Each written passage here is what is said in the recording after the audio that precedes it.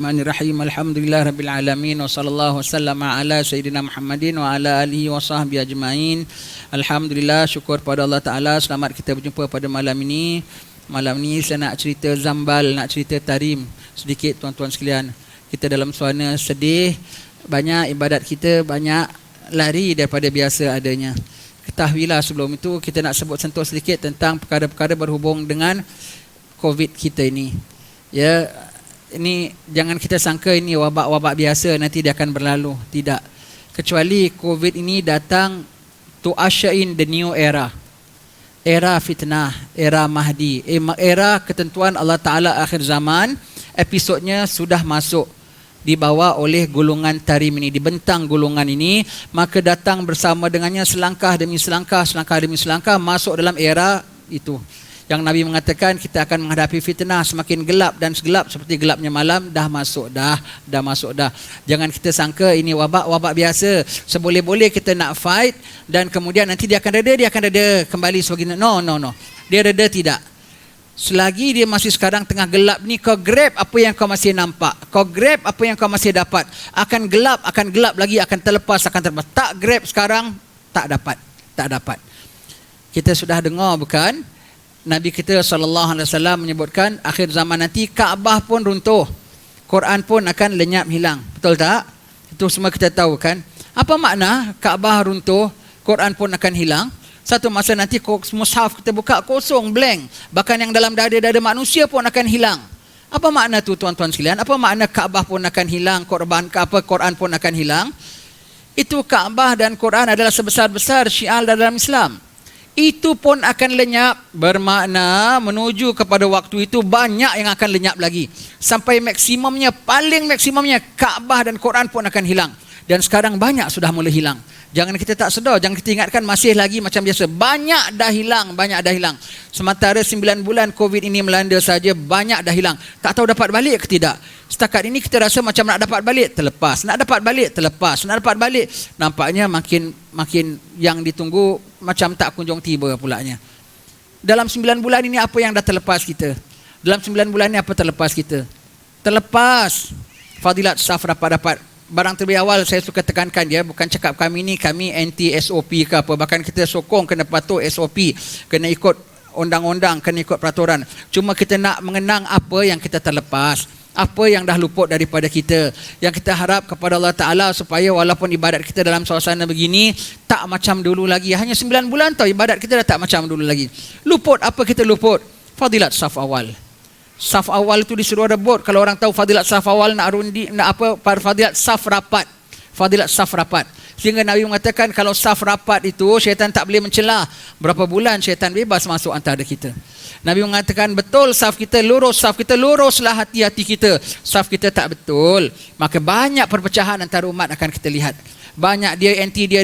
Lihat sekarang, satu jiran ada bikin acara sembunyi-sembunyi, curi-curi, jiran komplainkan. Semua hati dah tak bersatu lagi. Dulu saja dah tak bersatu, sekarang lagi. Fadilat saf rapat tak ada. Dah luput 9 bulan ni. Fadilat apa lagi? Fadilat amin bersama dengan imam. Kalau amin yang kita makmum ni angkat suara belakang imam makruh. Kecuali amin suruh angkat sama-sama dengan imam, biar bergema masjid.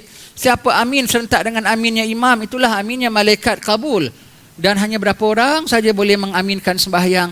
3-4 orang, yang setengah tempat 12 orang, yang setengah tempat Jumaat pun hanya 40 orang, yang ada hanya setakat 120 orang. Tak macam dulu. Gema amin itu yang lain itu tidak dapat nak aminkan Allah. Maka ramai yang luput, hanya sedikit saja yang dapat Allah. Apa lagi luput? Luput fadilat jabat tangan. Seram, kita nak jabat tangan orang, kita seram, takut ini macam aja. Allah. Sedangkan jabat tangan itu kita jabat dosa gugur. Sedangkan Nabi kalau jabat orang, tidak orang tu longgar, tidak Nabi lepaskan itu tangan. Ya. Dan kalau bila kita jabat orang, cuba orang ada COVID, orang ada macam-macam kurap, ada apa semua, kau jabat tangan dia. Boleh terkena kotor dia tak? Boleh terkena cemarnya tak? Boleh kan? Boleh menyebabkan kita dapat penyakit, ya. Allah. Kalau orang baik, orang suci, orang bersih, dia berpindah juga kepada engkau keberkahannya. berpindah juga keistimewaan dan kemuliaannya. Dan setiap orang dah jabat berapa ribu manusia, dan daripada berapa ribu manusia yang dia dah jabat tu berapa ratus orang saleh, dan mungkin berapa puluh wali dia pernah jabat. Lepas kita berapa bulan ini kurang sekali jabat tangan kita. Kita ni orang kampung Batu Pahat lagi, kalau dia punya paling suka berjabat tangan kalau masuk pejabat pos ke, masuk McDonald aja, macam pergi kenduri tahu, salam apa khabar, salam. Sekarang masuk masjid pun tak berani nak berjabat tangan. Allah, apa lagi luput fadilat? Senyum. Kau senyum macam mana manis sekalipun orang tak nampak tutup muka. Sedangkan senyum tu sedekah. Dah lah pada sedekah 10 sen 20 sen kita susah nak buat. Pahala sedekah daripada senyuman pun dah tak dapat lagi. Allah, jangan kita sangka ini wabak gitu ya datang. Kalau kita tak rebut sekarang, banyak lagi rebut. Satu lagi kita nak mention, subhanallah, seram ya. Di sinilah kita diuji oleh Allah Subhanahu Wa Taala. Tadi ini saya cakap ni adalah ulangan bagi ceramah saya di Madrasah Meru tadi petang ya. COVID ini dites. Kau positif, negatif, positif, swab test, blood test, macam-macam test. No, not only that.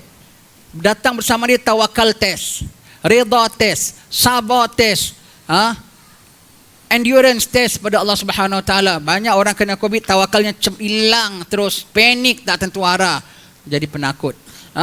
Kena COVID saja tak redha, bising sana bising sini, nyalakan itu nyalakan ini. Allah, tak sabar, diuji oleh Allah Ta'ala. Income-nya sedikit, income-nya kurang. Allah, sebetulnya income-nya kurang tak? Kalau dulu income-nya, taruhlah income-nya 3,000 lah. Sekarang income-nya 1,000. Kurang tak? Sebetulnya tak kurang. Itulah rezeki kau. Dulu Allah Ta'ala beri kau lebih extra 2,000 actually. Jadi itu dulu kau dah beri extra 2,000. Sekarang Allah Ta'ala kasih kau cukup-cukupan. Sekarang pun masih belum tak cukup. Masih makan, masih hidup lagi. Belum sampai minta sedekah, belum sampai minta rayuan derma lagi. Betul tak?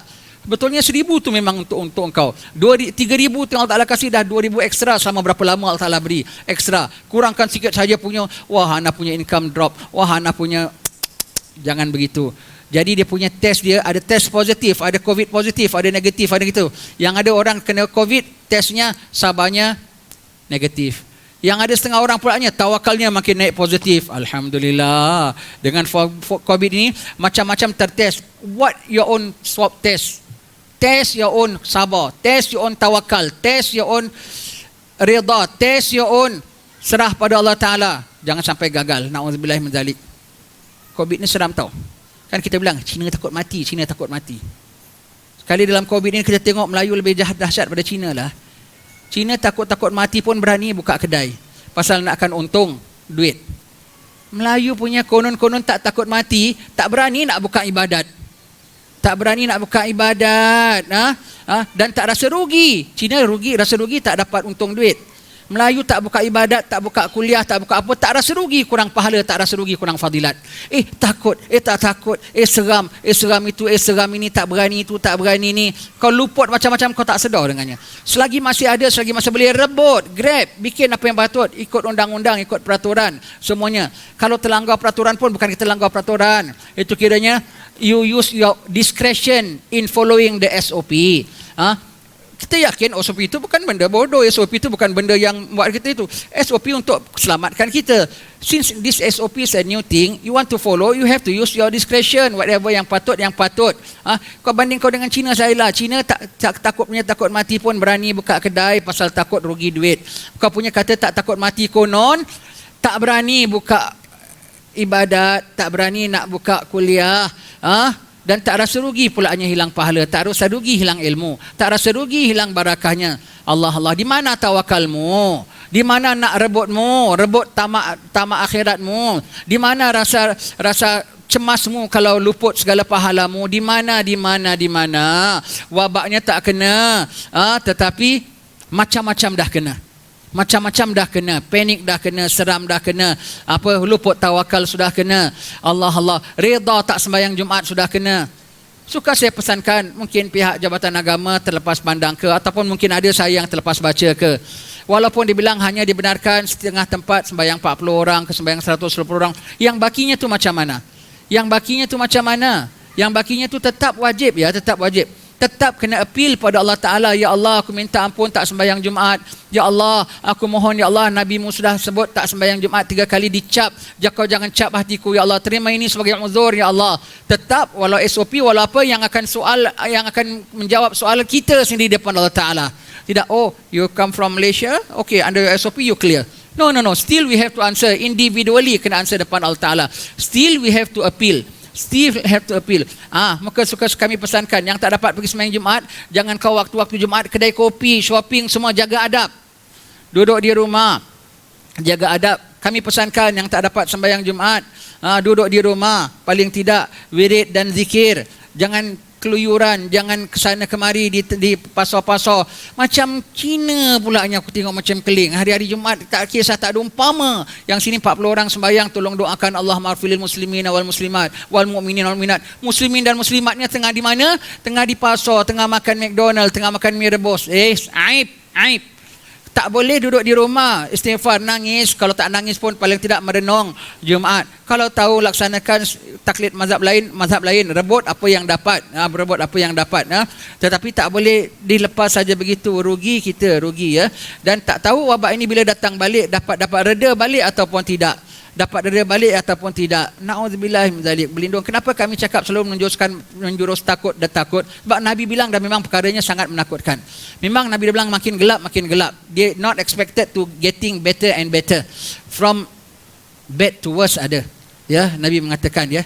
Maka kita expect akan things would deteriorate more daripada apa yang dah ada sekarang. Semakin teruk. Sebab itu kena rebut ya. Na'udzubillah. Maksud firman Allah Ta'ala, kalau Allah Ta'ala nak azabkan satu kaum, Allah akan perintahkan satu kaum itu dengan satu punya suruhan, tetapi Allah tak akan beri hidayat pada mereka untuk mengamalkannya. Apabila mereka tidak mengamalkannya, tunggulah azab Allah Subhanahu Wa Ta'ala. Apa ayatnya? Kalau orang Allah Ta'ala mau kasih satu kaum azab, Allah akan suruh dia buat satu barang. Nanti buat satu amar, satu perintah. Mereka tak akan buat, maka baru azab turun. Apa itu ayat?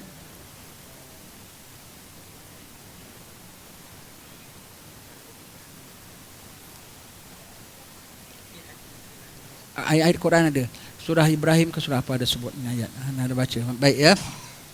Allah Ta'ala tidak akan azab satu kaum, kecuali kalau nak azab satu kaum, Allah akan perintahkan dengan satu suruhan. Dan apabila mereka, nanti Allah Ta'ala tak beri hidayat untuk mereka lakukan. Apabila mereka mula meninggalkan perintah Allah, akan datang tindak daripada Allah.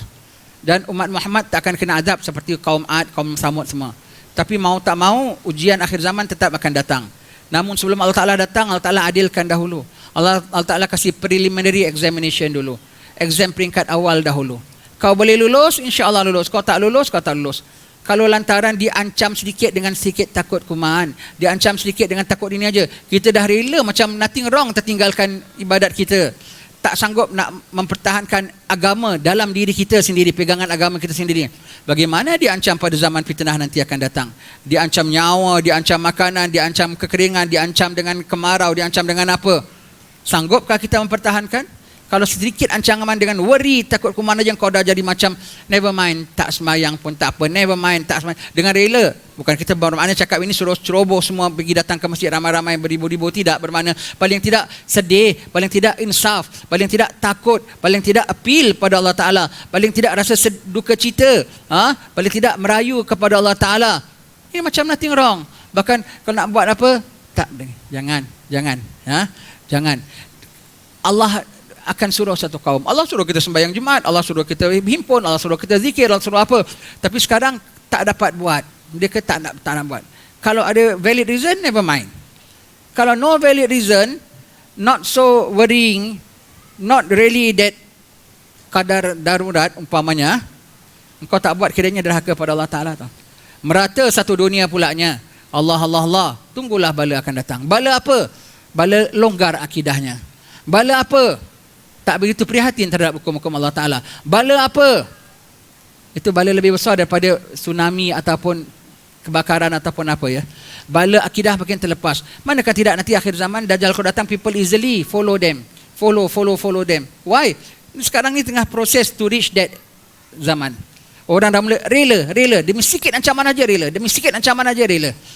Is to prepare for that period nanti. Orang dah mula biasa dan rela, begitu ya. Bila orang dengan rela meninggalkan perintah Allah Ta'ala for not very valid reason, tunggulah nanti akan bala akan datang. Bala apa? Bala paling takut bala akidahnya tak, pegangannya goyang. Bala confidentnya pada Rabbul Alamin melayang. Bala apa? Sanggup berjuangnya sudah hilang. Oh, itu sangat-sangat kita seram, kita takut. Tidak pagi, tidak malam, tidak siang. Kalau dah datang, susah sekali. Susah. Nanti barulah yang besar lagi datang, iaitu apa? Bala kiamat sekali habisnya. Ini semuanya menjurus kepada itu, tuan-tuan ya. Semuanya menjurus kepada itu. Bukan wabak ni wabak biasa saja ya. Wabak ini is to usher in this era, masuk dalam. Ini adalah satu ujian peringkat awal bagi kita. Selamat kau, mudah-mudahan kita selamat. Mudah-mudahan Tuhan terima kita ya. Mudah-mudahan kita selamat ya. Selamat kita lulus, dapat tabah kita dalam this ujian.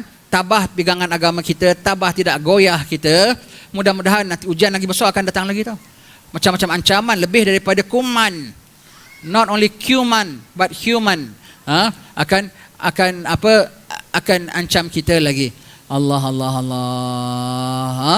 Hati-hati, ini wabak ini seram. Kita belajar apa yang ada pada wabak ini. Kita belajar apa wabak ini. Dan apa wa ma ya'lamu junuda rabbika illahu. Tak ada siapa yang mengetahui tentera Tuhan kecuali Dia sahaja. Ini COVID ni tentera Allah Ta'ala. Dia datang bagi setiap golongan, setiap lain dia punya bawanya. Bagi orang-orang jahat memang sebagai punishment bagi mereka. Sebagai satu musibah bagi mereka. Bagi setengah orang untuk mereka insaf, tobat, penggerak tobat, terbendung. Bagi setengah orang menjadi kafarah dosa-dosanya. Bagi setengah orang naik magamnya. Bagi setengah orang, subhanallah, COVID ini menyampaikan mereka kepada lebih tinggi pada itu. Tidak kita dengar, tapi mengatakan setiap amalan kita boleh ganda 10, boleh ganda 700, boleh ganda lebih daripada itu. Macam mana boleh gitu? Kalau tak ada ikhlas, jangan kata ganda. Satu pahala pun tak dapat, bahkan dosa. Kalau ada ikhlas, baru ada kira point. Terlebih ikhlasnya, lebih lagi tingginya. Susah payah dalam mengamalkannya, lebih lagi gandanya. Rela dengan menanggung susah payahnya, lebih tinggi lagi fadilatnya.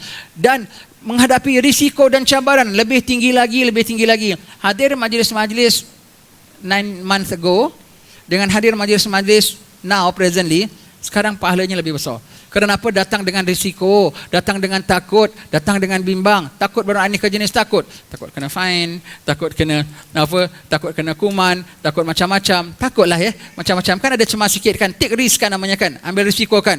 Makin tinggi. Maka COVID itu menyampaikan orang pada markah yang lebih tinggi.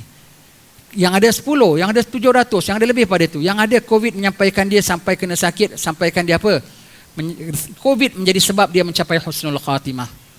Kalau sampai husnul khatimah lebih daripada itu. Yang Batu Pahat, kawan-kawan kita ramai yang meninggal semua tu ahli masjid, ahli kuliah, ahli maulid, semua itu meninggal. Mereka last activity mereka apa? Ialah hadir maulid, hadir kuliah, sampai akhir hayat ibadat, sampai akhir hayat untuk ilmu, semuanya tu. Semua COVID menyampaikan mereka kepada kedudukan mereka yang tinggi. Dan COVID menyampaikan mereka untuk bertemu dengan Rasulullah. Takkah COVID ini macam tentera Allah yang ada membuat orang semakin porak-peranda, yang ada orang belum dah porak-peranda walau belum masuk keranda. Dan mengada-ngada Allah. Tapi yang ada orang dengan COVID bahkan pahalanya berganda. Subhanallah. Bahkan COVID menyampaikan dia kepada husnul khatimah. COVID menyampaikan dia kepada bertemu dengan Rasulullah dalam alam barzakh. Allah, kalau dia redha, maka dia tinggi. Maka that's why this kuman, bukan kita bilang berani, peduli, jangan pakai mask, lawat. Bukan ya, saya sedikit tidak menyebutkan apa langgar SOP ya. Cuma kita nak renung apa yang kita dapat dah kurang selama ini. Cuma kita nak renung apa fadilat pula, apa hikmah di sebalik penyakit ini, dan membawa kita kepada era apa. Kita kena tengok semuanya dari Allah Ta'ala. Maka semua dari Allah Ta'ala, dan Allah Ta'ala tak bikin apa-apa sia-sia. Tak sia-sia matikan sana, sakitkan sini, apa semua, ekonomi teruk sana, ekonomi teruk sini. Tak sia-sia, kecuali ada tahapnya. Dan Nabi sudah sebut eranya akan datang. Maka kita nak tengok apa linknya dengan akhir zaman ini. Apa acaranya yang dibawa kita pada nextnya begitu. Dan nampaknya betul-betul menjurus kepada apa Nabi kita dah sebutkan. Menjurus kepada melemahkan iman, menjurus kepada orang takut, tak tentu haluan, menjurus kepada seram kita bilang ya. Seram kita bilang. Hati-hati selagi masih dapat apa yang ada sekarang ini. Betul Nabi mengatakan irtanim khamsan qabla khamsin. Rebut 5 sebelum 5. Rebut 5 sebelum 5. Sekarang apa yang kita dapat rebut, walau sedikit sekalipun, walau kuliah online sekalipun, walau kuliah hanya 4-5 orang sekalipun, rebut. Jangan kita tak rebut, nanti makin lama makin luput. Baik kau rebut. Baik kau rebut sekarang ya. Jangan kita nantilah aku tunggu dah reda semua balik semula. Maybe reda, tapi iman kau mungkin dah kuat, tak bilang iman lah, kekuatan imanmu. Maybe lah wabak akan reda, hopefully akan reda.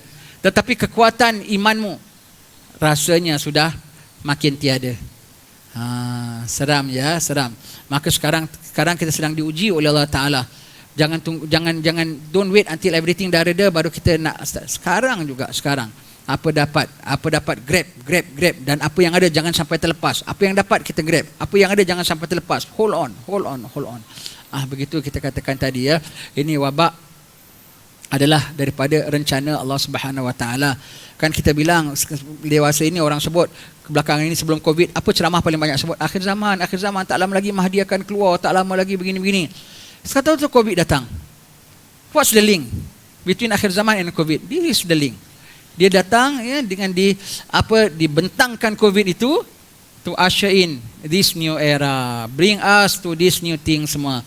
Jaga-jaga kita, moga-moga Tuhan tetapkan iman kita. Tuhan tetapkan iman kita. Dan kita bilang kata lagi, jangan jadi lebih penakut daripada Cina. Sekarang Cina dah lebih berani pada kita. Dia berani ya. Takut-takut mati dia pun berani juga buka kedai ya. Kita punya konon-konon tak takut mati, tak berani nak membuka kuliah ilmu, majlis ilmu, sama ada yang buka kita sanggup datang pun ataupun kita nak buka ke, tak berani. Dan mereka rasa rugi hilang duit. Kau tak rasa rugi hilang pahala, kau tak rasa rugi kurang ilmu. Sekarang tengok siapa lagi penakut. Tak perasan ya, kita tak perasan ya, tapi membawa kita pada status itu. Berlindung jangan sampai kita begitu. Berlindung jangan kita pula hanya pandai cakap begitu tapi kita lebih penakut rupanya. Ya, berlindung apa yang kita cakap ni adalah pada lubuk kalbu, dan mudah-mudahan kita tidak sebagaimana apa yang kita cakap itu janganlah jadi pada diri kita sendiri. Dan saya cakapkan ini semua untuk sama-sama kita renung, untuk sama-sama kita takut, untuk sama-sama kita berlindung. Jangan sampai kita terperangkap. Bigger examination would come. Bigger test from Allah Ta'ala would come. So, have to see carefully, have to pass correctly. Jangan sampai kita gagal, nanti susah nak kembali. Zaman sudah akhir. Sudah akhir, kita bimbang ya. Alhamdulillah sekarang nak balik pada tajuk kita tentang pada Zambal. Makam Zambal ya, makam Zambal. Jadi ceramah kita sampai pukul berapa Syekh? Sampai pukul 11.30 boleh? Sekali-sekali jumpa ya. Tadi kat Meru saya selama saya buat tak tengok jam. Patut habis kita bikin 2 sesi, dua-dua aku tak nak tengok jam, dua sesi tak tengok jam. Habis dah terlajak pun tak lama lah, dalam 45 minit punya terlajak aja. Terlajak ni pun aku tak nak tengok jam. Tapi tak boleh lah ya. Baik. Kita cerita makam Zambal. Sekarang ada tak ada yang nak relaxkan kita ialah tentang kisah wali-wali kepada orang salihin. Itu yang buat tenang hati kita, buat lapang dada kita. Kalau boleh kunjung Zambal, aku nak pergi kunjung Zambal. Kalau tak boleh kunjung Zambal, paling-paling tidak mengingat Zambal. Makam Zambal, makam pemakaman para salihin, keturunan para habaib sadah, kebanyakannya, majoritinya di Kota Tarim. Sebelah sini semua sekali namanya Bashar. Di sebelah sini adalah Zambal, khas untuk Sayyid-Sayyid. Di sebelah sini adalah Farid, khas untuk pada masyayikh, Al-Khatib, Bafadal, Bagharib, Baharmi, semua di situ. Di Bahaswan semua di situ. Sebelah sananya lagi semua tu akdar untuk orang-orang gabilah-gabilah ataupun orang yang datang semua luar. Kalau kita orang Bani Jawi meninggal di mana? Zambal. Kerana kita ikut penghulu kita. Siapa yang bring us in? Siapa host kita? Habaib, maka kita ikut masuk mereka. Kita akan dikebumikan di belakang gubah Imam Habib Abdullah Bashmailah. Di situ kita makam kita dah berapa orang Malaysia, orang Singapura pun ada dah masuk. Orang Afrika pun ada dah masuk di situ. Makam Zambal. Dulu dia tak ada batas-batas, semua one whole area. Kenapa jadi jalan raya tengah semua tu? Zaman komunis mereka langgar. Siapa komunisnya? Komunisnya tak ada lain yang menjadi kuncunya ialah Wahabi, komunis Rusia. Dan mereka nak bongkar Zambal semua. Nak bukakan Zambal semua. dan kasih laporan kepada mereka punya ketua-ketua di Rusia. Tetapi ini wali Allah, Allah yang protect. Sama macam makam Habib Noh. Allah Ta'ala tak kasih ganggu, tak kasih ganggu. Maka apa laporan daripada Rusia punya balik mengatakan, jangan touch that place. Kalau bangunan kau roboh sekalipun kau boleh bangun balik, tapi ini kuburan kamu atau moyang kamu ratusan tahun. Bahkan pelihara tempat itu, memang yang mana dah terpecah bikin jalan, okey, yang masih ada disuruh bikin tembok. Jadi tembok itu dibikin oleh komunis. Tembok itu dibikin oleh komunis di Zambal itu. Dan kenapa pula ada beza-beza? Ada Ahlul Bait, ada gitu semua. Dah mati pun ada beza-beza ke? Betul-betul double standard lah. Bukan. Pasal tempat itu, yang ampunya tanah wakafnya begitu. Itu namanya amanah. Aku wakafkan untuk Ahlul Bait Nabi. Maka tak boleh taruh orang lain. Fahamnya? Apa yang orang punya wakaf itu seperti itu. Aku wakafkan untuk masyayikh dan turunan mereka. Maka apa dia wakafkan begitu. Bukan pasal kerana nak bela-bela. Tengok buktinya apa? Kita Jawa-Jawa pun boleh mati tanam di Zambal juga. Begitu ya. Bukan kerana bela-bela, bukan kerana membeza-bezakan, kerana wakafnya. Makam Zambal itu. Yang awal terkebumi di Zambal ialah Sayyidina Ali Khalid Qasam. Betul ya? Sayyidina Ali Khalid Qasam ini seorang wali Allah yang besar sekali. Beliau, pada zaman beliau itu boleh dikatakan seluruh hari tarim ialah wali belaka. Beliau kalau sembahyang, baik dalam sembahyang, baik luar sembahyang, apabila ucap salam pada Nabi SAW, Assalamualaikum ayuhan Nabi wa rahmatullahi wa barakatuh, pasti kedengaran suara Nabi menyahut, Waalaikumsalam wa rahmatullahi ya Syekh. Bukan hanya dia dengar, jemaahnya pun semua dengar. Dan orang datang sembahyang di situ nak dengar suara Rasulullah. Kalau tak sampai boleh dengar suara Nabi secara yakazah tu, apa tu maknanya? Istimewa, orang-orang semua orang pilihan. Orang pilihan. Sayyidina Ali Khalid Qasam. Ini semua cerita yang sampaikan kepada kami ialah almarhum guru kami Habib Ali Masyhur bin Muhammad bin Salim bin Hafiz bin Syah Bakar bin Salim. Dan Habib Omar ketika hadir di rumah saya, ada hawal Habib Ali bin Ja'far Al-Idrus. Habib Omar bilang, ini Jabal Furid di belakang rumah Abu Zaki ni menjadi saksi. Orang tarim selalu nampak Rasulullah di atas Jabal Furid. Perhatikan situ. Maka mereka tanya, kalau bilang orang tarim jumpa Rasulullah, kau jangan tanyalah, cara mimpi kau ya qazah lah. Mereka tu meeting dengan Nabi hari-hari ya. Maka jumpa sama Nabi, ya Rasulullah, kenapa kami selalu lihat Rasulullah di sini? Apa kata Rasulullah? Aku perhatikan anak-anak cucuku yang di tarim sini ya. Dan bagi kamu orang tarim ada dua pertaruhanku.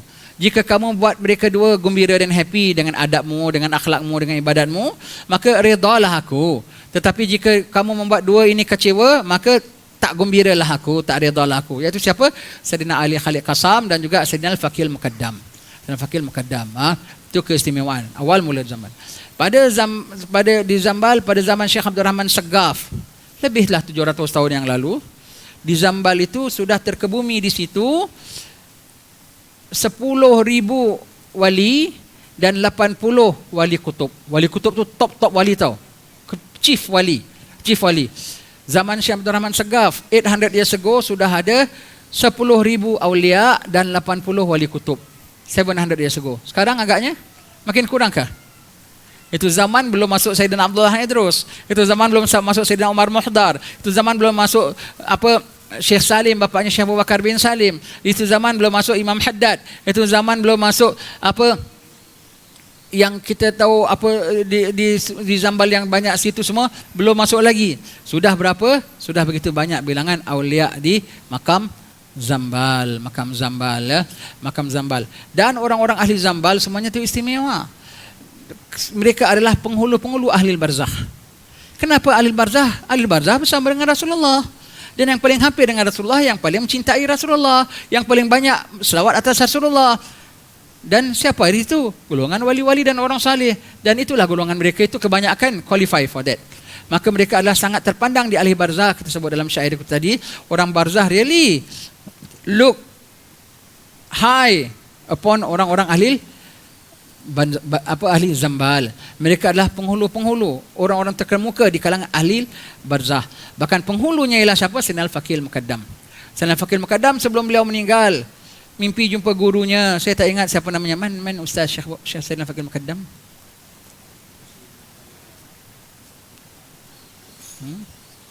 Saya belum kenal. Ada min masyayikh. bukan Syekh Salim Bafadal, ada lagi satu. Banyak guru Sayyidina Fakir Mukaddam. Beliau mimpi jumpa gurunya yang dah meninggal dunia. Apa gurunya bilang? Ya Sayyidina Fakir Mukaddam, lekas selamati. Ahli Zambal dah tunggu-tunggu kedatanganmu.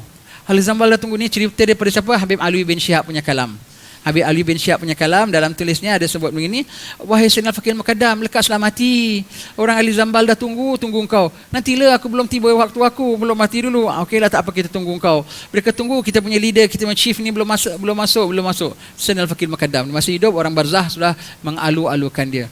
Dan orang di antara yang riwayat sampai kepada kami, orang-orang yang akhir-akhir ini, yang ahli Zambal pulaknya menunggu-nunggu kedatangannya, mengalu-alukan, dah siapkan tempat yang special untuknya, untuk meraihkannya. Siapa? Habib masyhur kita. Disampaikan oleh kalam daripada Habib Abdul Ghadir bin Ahmad Segaf, menyebutkan orang ahli barzakh, orang ahli Zambal, dan menunggu-nunggu kedatangan Habib masyhur kerana khidmat dan baktinya untuk orang-orang kota Tarim, bahkan orang satu dunia datang sekarang Tarim kan. Siapa yang mengurus segala, mengatur segalanya, mengepalai, mengetuai segalanya? Habib masyhur kita. Maka ahli Zambal appreciate that. Dia look forward kehadiran Habib masyhur. Dah balik pun Habib masyhur, dah join ahli Zambal, Begitu keistimewaannya.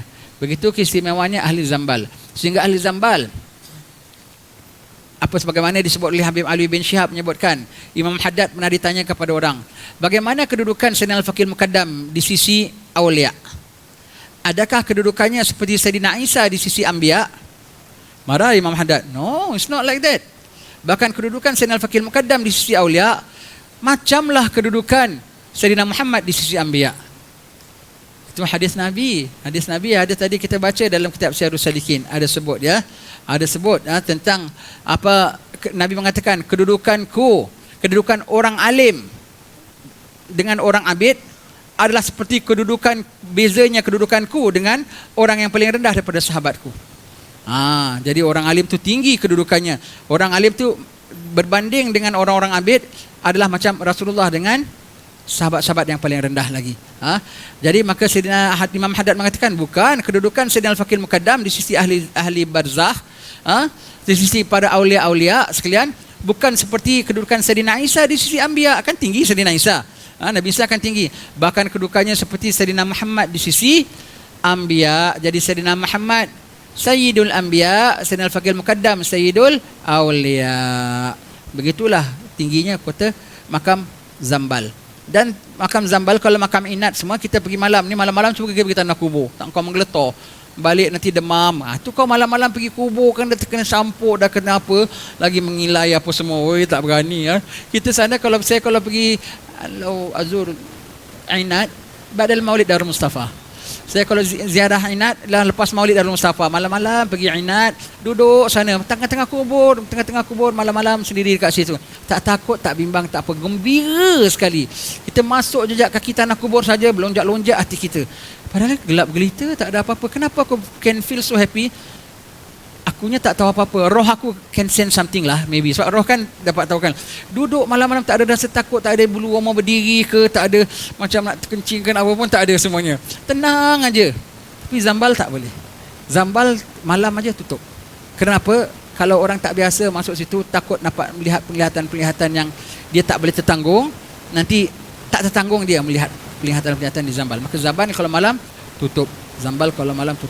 Dan tak sedikit kalau ada perlu nak gali Zambal malam kerana ada keperluan, minta izin kepada Munsib Ba'alawi, bin Hamid, Imam Masjid Ba'alawi, diizinkan. Dan kalau perlu nak ada keperluan nak gali Zambal malam, nanti bawanya tasbih Sayyidina Fakir Mukaddam, dilingkarkan kat kubur mana yang kau nak gali sebagai satu pemeliharaan di situ. Itu istimewanya Zambal. Bahkan tak sedikit orang gali ahli Zambal, mereka gali berapa puluh tahun gali semula. Kan hukum kita fiqah tak boleh gali kubur kalau masih ada tulang belulangnya, walau sedikit sekalipun tanam balik. Itu aib bagi mayat. Dah hancur semua, dah jadi tanah, baru boleh gali. Zambal dengan Furid sebelah-sebelah saja, sembarang jalan saja. Tapi kalau Furid 60 tahun dah gali balik, dah kosong dalamnya. Tapi kalau Zambal 80 tahun, 20 years, kan lama 20 years ya. Dan mereka gali, yang tengok dalam grup umpamanya Al-Kahf, dalam situ siapa yang closest kepada yang mati, atau dia ikut nasab, dia paling closest. Kemudian paling lama mati, dia dah 120 tahun itu gali. Tak sedikit mereka gali, mereka buka saja nisan kan kira masih atas. Lahat kan bawah. Dia cabut aja nisan, tengok kat dalam dia nampak, yang nampak tu bukan yang dia nampak, dalam nampak tu istana barzah. Maka dia nampak yang ada sahibul kubur tu tengah duduk atas kursi emas. Tengok. Signal orang. Jangan kacau. Begitu. Tak sedikit mereka nampak, terus mereka tutup. Yang ada pula mereka gali buka saja nampak dia tengah sembahyang. Kerana ada setengah orang ditanya, okay, baik kau cerita dengan aku apa kau nampak. Tak apa, dalam hati boleh cerita.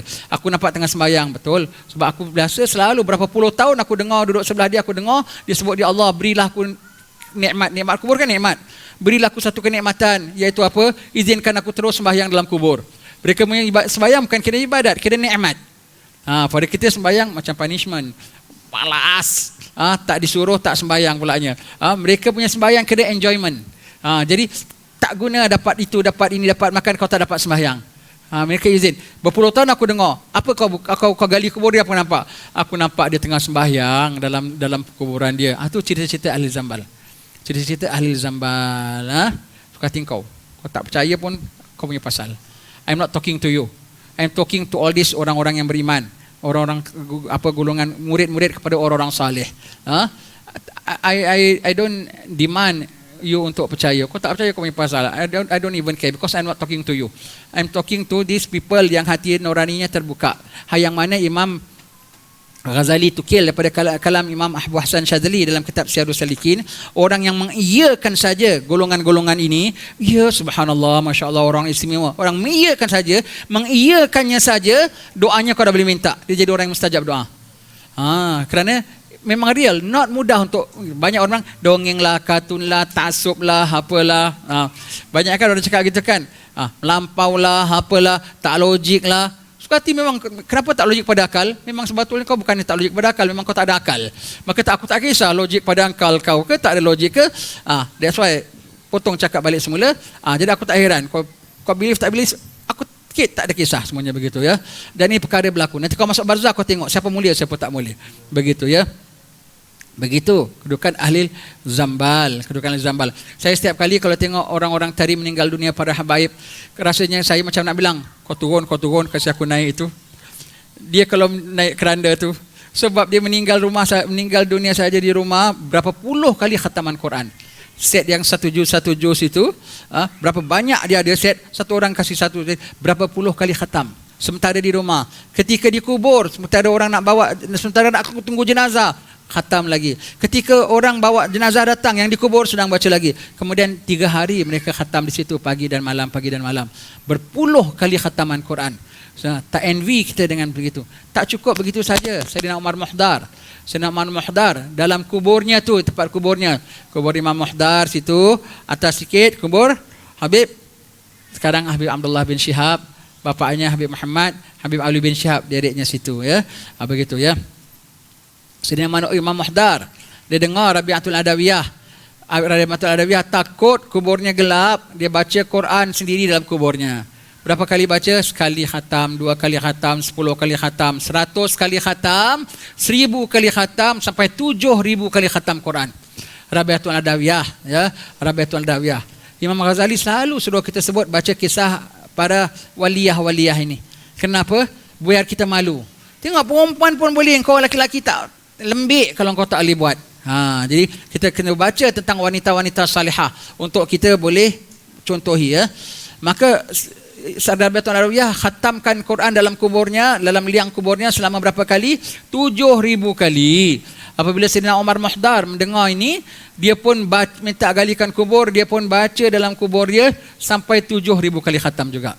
Tapi dia bilang, ini baru level perempuan, aku orang laki-laki kena lebih, dia tambah lagi 1000 aja. Jadi 8000 kali khatam. Dan dia punya tempat khalwat ibadat tu dalam kuburnya. Sehingga orang kalau cari, mana Abah dalam kubur. Dia punya ibadat, tempat khalwat dia. Di samping dia ada ma'bad. Di antara ma'bad dia itu dalamnya lah tanah kubur dia itu. Subhanallah. Itulah makam zambal, tuan-tuan sekalian. Itulah makam zambal. Subhanallah. Segala apa yang kita mohon pada Allah Ta'ala di sana semua digabul oleh Allah Subhanahu Wa Ta'ala. Itulah keistimewaan Kota Tarim. Kota Tarim Hadramaut, center para awliya. Center para awliya ya, center para awliya. Nah, begitulah. Sekali lagi saya ulang ya. Kenapa saya suka cerita Tarim, Hadramaut, Batu Pahat, Singapura. Pasal aku pernah duduk sana, aku tahu cerita dia. Aku tak tahu cerita Mesir, aku tak tahu cerita Syria. Takkan aku cerita Syria begini, bohong le. Mana tahu sekali di Jordan ada juga seperti Zambal. Baguslah, aku pun nak kunjung juga. Cuma aku tak tahu, maka aku tak boleh cerita. Sekali rupanya di Syria, di Mesir pun ada juga seperti Sayyidina Al-Faqih Al-Muqaddam. Aku tak tahu. Nak juga aku kunjung umpamanya. Aku tak tahu macam mana aku nak cerita. Aku nak cerita Melaka, Pahang. Aku tak tahu. Aku cerita bohong, berdosa. Batu Pahat aku tahu kiainya banyak, ulamanya banyak, walinya banyak. Sebab tu aku cerita. Singapura aku tahu Habib Noor, Habib Muhammad bin Salim Al-Atas, aku tahu Syekh Omar Khatib. Lepas tu aku cerita. Yang Al-Mahdi ni tak ada cerita lain. Tadi Hadramut, kau tahu Mesir, kau ceritalah Mesir. Kau tahu Melaka, kau tahu Kedah, kau ceritalah pula. Aku cerita apa yang aku tahu. To share, ya tidak? To share. Begitulah. Dan begitulah tempat istimewanya sana sangat-sangat tuan-tuan sekalian. Bahkan terindu sekali nak balik Kota Tarim. Saya ni setakat di Batu Pahat, di sini saja. Setiap kali saya drive, saya imagine aku kalau turn left, aku akan nampak tembok rumah Habib Masyhur. Aku akan turn right sikit, Nawai Darah, aku akan hadir ke rumah Habib Abdullah bin Syihab di situ. Aku turn lagi sikit sana situ, aku boleh ziarah tempat lain pula. Kalau aku turn over here, aku jalan Masjid Muhdar. Aku jalan depan sikit Bahawash, tempat sekolah, tempat Al-Junid punya kampung pulanya situ. Semuanya kita kalau jalan sana semuanya kita teringat sana. Kadang-kadang rindu macam aku nak pergi Zambal lah. Aku rindu nak pergi Sayun lah, nak ziarah Habib Ali Habsyi. Nanti terkenang beribu batu jauhnya ya. Begitulah, doakanlah ya supaya saya dapat ziarah Tarim balik semula ya. Doakan ya saya dapat pergi Tarim balik semula dan tak balik sini lagi sampai bila-bila. Ya, mudah-mudahan dapat doa sana. Itu cita-cita kita. Tapi kita hidup di bawah arahan Allah Taala dan kita lihat pada habaib kita aja dah cinta Tarim, cintanya tak terhingga. Apatah lagi Habib kita. Apatah lagi pada habaib kita Al-Haddad apa semua dari sini beratus-ratus tahun. Mereka tak rindu ke? Mereka lebih rindu lagi. Tapi kerana tugasan, kerana arahan, mereka stay over here. Tak balik sampai bila-bilanya. Tak balik. One way ticket. Come here, tak balik lagi. Begitu ya. Maka kena junjung perintah Allah Subhanahu Wa Taala. Cuma ingat dua perkara. Habib Masyhur selalu sebut, walau kita ni bukan daripada keturunan Ba'alawi sekalipun, tapi kau amal ini 5 pegangan prinsip Ba'alawi: ilmu, amal, ikhlas, khauf, wara'. Kau amalkan ini 5, kau jadi pengamal tarekat Ba'alawi walaupun kau Jawa totok sekalipun. Tetapi kalau kau sayyid sekalipun, turunan Ba'alawi sekalipun, kau tak amalkan ini 5, kau bukan daripada pengamal tarekat turunan Ba'alawi, tetapi kau bukan pengamal tarekat Ba'alawi. Itu satu pegang. Ilmu, segalanya kau belajar dari sekecil-kecilnya. Kemudian amal adalah terbagi kepada 4. Buat yang disuruh, tinggal yang ditegah. Buat yang disuruh zahir dan buat yang disuruh batin. Yang ditegah zahir dan yang ditegah batin. Dari sekecil-kecilnya sampai sebesar-besarnya, itu amal. Dan semua tidak kau lakukan kecuali ikhlas kerana Allah Ta'ala, harap redha Allah Ta'ala semata-mata. Dan apabila kau sudah amalkan ini, kau perlu ada khauf. Kau tidak ghurur, kau tertipu, kau rasa kau boleh masuk syurga dengan senang. Dan apabila kau ada khauf, syaitan akan attack kau dari setiap penjuru. Maka perlu wara'. Wara' itu abstain from any possibilities of committing sin, even though there's no possibility at all. Mengelak diri daripada melakukan apa dosa, walaupun sebetulnya rasanya macam tak ada kemungkinan nak buat dosa. Jauhkan. Yang nama warak bukan asal pergi shopping center tengok cap apa, label apa, pun termakan juga benda yang cap tak betul rupanya. Allah, sekarang baru tengah keluar kan kecoh-kecoh, daging banyak tak clear. Saya tengok gini, saya bilang alhamdulillah aku ada sakit gout, aku memang tak makan daging. Sekali-sekali makan daging, korang bilang ustaz makanan ni akikah anak saya, korban baru saya makan, kena gout injek. Tapi aku makan, kebanyakan yang aku makan dagingnya lah daging korban dan akikah. Yang lain semua akikah, korban orang kasih sampaikan aja orang makan sikit. Tak sikit jugalah. Tapi yang lain memang tak pernah pergi pasar beli daging. Alhamdulillah aku gout. Orang tengah kecoh-kecoh, ni mana ni ada betul sertifikat sah tidak, halal tidak. Okeylah, sedih memang sedih lah. Cuma alhamdulillah aku boleh tenang sikit hati aku lah. Bahawasanya aku tak banyak terjejas lah begitu ya. Warak bukan hanya bab makan saja, bab segala perlakuan kita. Tu warak. 5. Kau jaga ini 5, kau adalah pengamal tarekah Ba'alawi. Kau tidak mengamal ini 5, walau kau turunan Ba'alawi sekalipun, kau bukan daripada pengamal tarekah Ba'alawi. Ya. Dan satu lagi yang selalu disebut bahawasanya tarim adalah 3. Bukan hanya kota tarim yang di peta. Tarim 3, tarim peta, iaitu yang sebuah daerah dalam Hadramaut, satu kampung dan negeri Hadramaut dalam negeri Yaman. Itu tarim. Nah, itu tarim peta. Satu tarim rohani, jiwanya tarim, ingat tarim. Walau di mana pelosok negeri sekalipun, dia duduk tapi jiwanya tarim, ingat tarim, akhlak tarim, cara pakaian macam tarim, zuhud tarim, tawaduk tarim, dia min ahli tarim. Satu tarim lagi, tarim barzah, akan himpun dengan orang tarim, walaupun ditinggal mati di Jawa, mati di mana semua, akan himpun bersama-sama. Almaru ma'aman ahab, akan berhimpun begitu. Begitu, maka tarim itu 3. Jadi kalau kita tak dapat tarim yang peta, duduk di tarim peta sekalipun, jangan lupa jadilah tarim kerohanian. Kau ahli tarim walaupun kau jauh daripada tarim. Tapi kalau kau memang asal orang tarim sekalipun, hatta kau duduk di tarim sekalipun, kau bergaya datang Malaysia, datang Singapura lain, pesen kau, kita tak suka. Jadi orang tarim balik semula. Jadi kalau kau di negeri mana sekalipun, kau min ahli tarim, kalau kau berjiwa orang ahli tarim. Tetapi kalau kau tak berjiwa orang ahli tarim, walau kau duduk kota tarim sekalipun, you are not from ahli tarim. Ahli tarim ni istimewa. Selalulah tawasul, ya tarim wa ahlaha, ya tarim wa ahlaha, ya tarim wa ahlaha, ya tarim wa ahlaha. Tadi dalam gasidah syair tadi saya sebut, tiada yang rabun, tiada yang buta, tiada yang rabun. Tiada yang rabun, tiada yang buta. Kenapa? Itu betul cakap Habib Alwi bin Shihab tu. Itu cakap semua syair saya semua tukil daripada kalam mereka, ya. Habib Alwi bilang kalau satu dunia sudah kena fitnah ujian sampai buta, tarim kalau kena pun setakat rabun saja. Belum nak akan kena juga, tapi CP kena juga, tapi not that serious. Kena juga, keduniaan kena juga, tapi tak sebagaimana. Kalau satu dunia kena bala sekali, kena uji sekali, kena apa sekali, fitnah ke, balak ke, apa penyakit ke apa. Kalau tarim kena juga, kalau yang lain semua ibadat sudah buta, tarim hanya setakat rabun. Tarim hanya setakat rabun. Dan Habib Alwi bin Shihab selalu sebutkan, kalau jannah di atas maka tarim di bawahnya. Kalau jannah di atas maka tarim di bawahnya. Kalau tarim di atas maka jannah di bawahnya. Bermakna apa maknanya? Saya cuba nak faham. Oh, faham kami ialah apa? Kalau di tarim, if you excel, if you can go high up, if you can raise high up, kau boleh naik jadi wali, naik wali, maka boleh naik atas dari tarim, maka atasnya tu jannah. Kau boleh sampai jannah dari tarim. Di tarim, kalau kau drop sekalipun, jatuh tadi tak elok ke tak apa sekalipun lah umpamanya, ya, pun still boleh jadi ahli jannah. Kalau jatuh ke bawah pun, asal dari tarim boleh jadi ahli jannah. Kenapa? Kalau kau dah bersama dengan orang-orang ahli jannah, takkan kau tak masuk dalam jannah, takkan kau tak pengaruh dengan orang-orang ahli jannah, begitu, ya. Sampai sekarang tau. Baik itu saya ugia sebelum kau pergi tarim, kau belajar fiqah, kau belajar tasawuf, so that you can appreciate everywhere you go, you open your checklist. Bab Jumaat, bab wuduk, kau tengok tempat dorang ambil wuduk, ikut sunnah, ikut sunnah.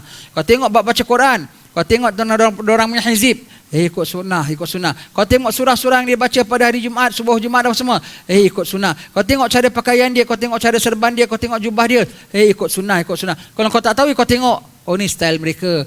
It's not style mereka, sunnah yang dihidupkan oleh mereka. Kalau kau tak tahu, sebab itu sebelum pergi tarim, to be able to appreciate, kau kena tahu dia guideline lah, kau kena tahu dia benchmark lah. Jadi kau tengok semua menepati requirement semuanya, fiqahnya baik, tasawufnya baik, semuanya begitu, ya. Itu kota tarim. Kalau kau pergi kau tak faham fiqah, tak tahu tasawuf, kau ingatkan apa sajalah orang tarim ni, apa sajalah mereka ni, tak ada kerja agaknya, ya. Maulid, baca Quran itu aja, tak ada kerja, tak nak membangun lagi, dia tak ada membangun. Tak ada membangun. Semangat. Orang Arab Hadramaut is the most advanced of orang Arab tau. Yang dah sampai tanah Melayu kita, mengislamkan kita almost 1000 years ago. Siapa? Dari Syria kah? Dari Jordan kah? Dari Syam kah? Dari Mesir kah? Dari Hadramaut yang sengkit-sengkit itu. Dia orang sudah sampai kepada tanah Melayu kita 500 years. No, not 500 years. 400 years before the Portuguese came in. Portuguese came in tahun bila? 15 something kan? Dia sudah datang sama kita sini, sudah baru 500 tahun dulu Portugis masuk. Itu pun punya temahak. Orang Hadramaut datang ke tempat kita 400 years before Portugis masuk. Tapi dia ada ambil apa harta kita? Dia ada jajah negeri kita. Dia ada tumbangkan raja-raja kita. Dia ambil kekayaan kita bawa balik Hadramaut. Tak ada, Hadramaut masih tetap begitu juga. Tapi dia ubah akidah kita, dia Islamkan kita semua. Jangan kau bilang orang Hadramaut singkit. They come here long before, 400 years before the Portuguese reach here. Dan kau boleh tengok difference-nya. Macam mana akhlak orang-orang ulama dan akhlak orang-orang kufar. Masuk terus rebut segala-galanya, ya. Ada kau tengok. Jadi jangan kau sebut orang mereka tak tahu membangunnya, tak tahu, dia orang more advance daripada segala Arab yang lain tau.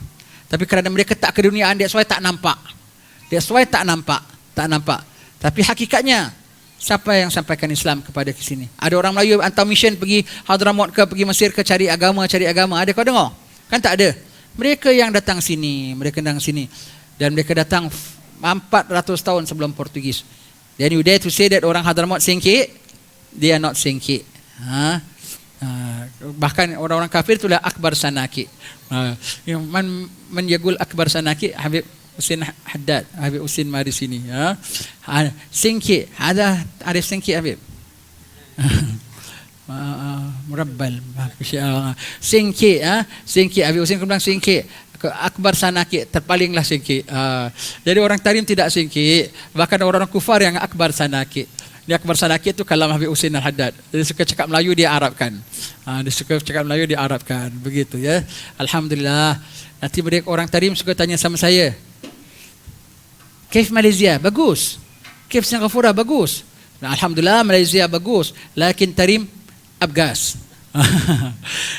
Itu apa sim tafdil dalam bahasa Arab. Orang paham bahasa Arab tahu, oh abgas. Ada tahu begitu ya. Itu apa kita punya bal-bal orang Tarim, rindu sekali dengan mereka. Kadang-kadang saya kan kita tak bolehlah nak minta jadi wali apa semua kan. Kadang-kadang macam aku nak minta, ya Allah jadikanlah, asal aku boleh terbang ke Tarim jadilah.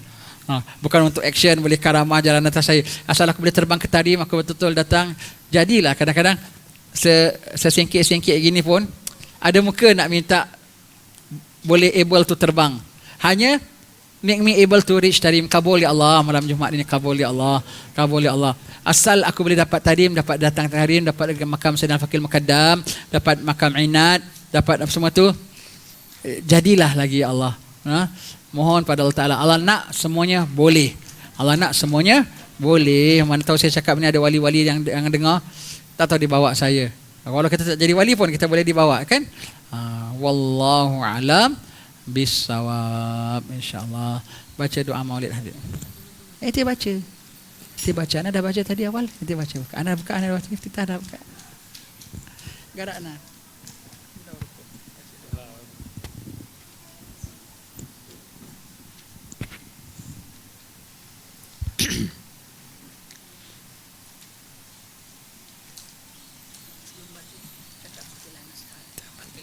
Masya Allah, antum sudah banyakkan faedah banyak. Jazakumullah khair. Terima kasih.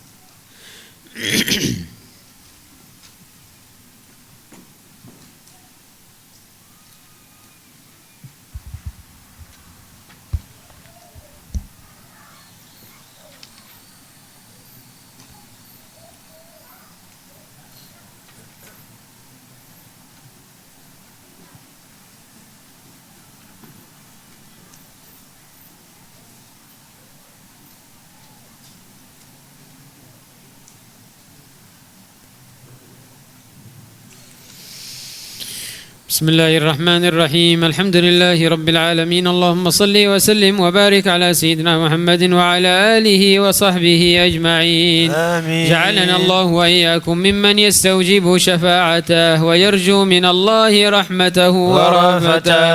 اللهم بحرمة هذا النبي الكريم وآله وأصحابه السالكين على منهجه القويم اجعلنا من خيار أمته واسترنا بذيل حرمته واحشرنا غدا في زمرته واستعمل ألسنتنا في مدحه ونصرته وحينا متمسكين بسنته وطاعته ومتنا اللهم على حبه وجماعته اللهم ادخلنا معه الجنة فإنه أول من ينزلها وأنزلنا معه في قصورها فإنه أول من ينزل وارحمنا يوم يشفع للخلائق فترحمها اللهم ارزقنا زيارته في كل سنة ولا تجعلنا من الغافلين عنك ولا عنه قدر سنا اللهم لا تجعل في مجلسنا هذا أحدا إلا غسلت بماء التوبة ذنوبا وسترت برداء المغفرة عيوبا اللهم إنه كان معنا في السنة الماضية إخوان رحمهم الله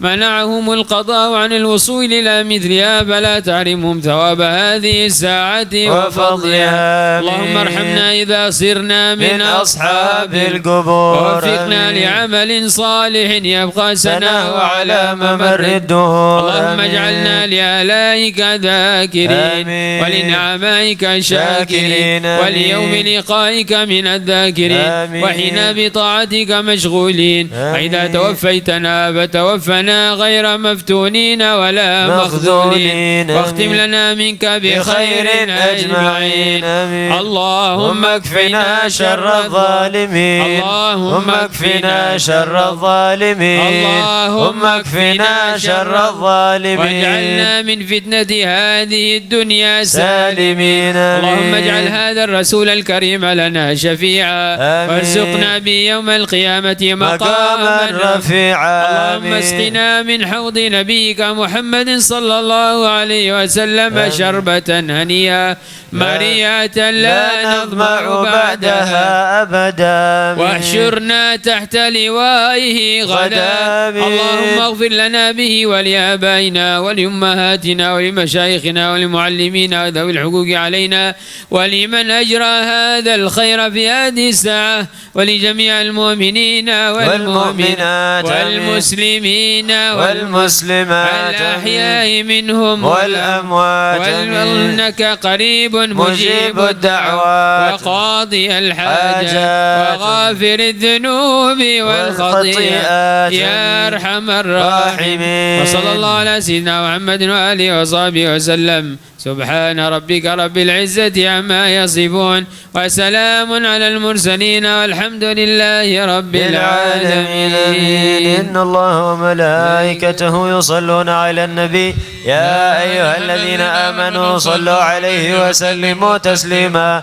الصلاة والسلام عليك يا سيد المرسلين الصلاة والسلام عليك يا خاتم النبيين الصلاة والسلام عليك يا من أرسلك الله رحمة للعالمين ورضي الله تعالى عن أصحاب رسول الله أجمعين آمين جعل الله وإياكم اجتماعا هذه اجتماعا مقبولا ولا جعل من معنا ولا من سمعنا شقيا ولا محروما واغفر ذنوبنا واستر عيوبنا ويسر لنا مطلوبنا بجاه النبي محبوبنا يا رب العالمين وأطال الله سبحانه وتعالى في عمر الشيخ أبو زكي ونسأل الله سبحانه وتعالى أن يبارك في عمره ويمده بالصحة والعافية ونسأل الله سبحانه وتعالى أن يغفر ذنوبنا جميعا ويسترنا بستره برحمتك يا أرحم الراحمين اللهم ارفع عنا هذا الوباء وارفع عنا البلاء برحمتك يا أرحم الراحمين عن ماليزيا وعن جميع بلدان المسلمين يا أكرم الأكرمين اللهم نسألك زيادة في الدين وبركة في العمر وصحة في الجسد وسعة في الرزق وتوبة قبل الموت وشهادة عند الموت ومغفرة بعد الموت وعفوا عند الحساب وأمانا من العذاب ونصيبا من الجنة وارزقنا النظر إلى وجهك الكريم برحمتك يا أرحم الراحمين وإلى حضرة النبي محمد صلى الله عليه وسلم الفاتحة.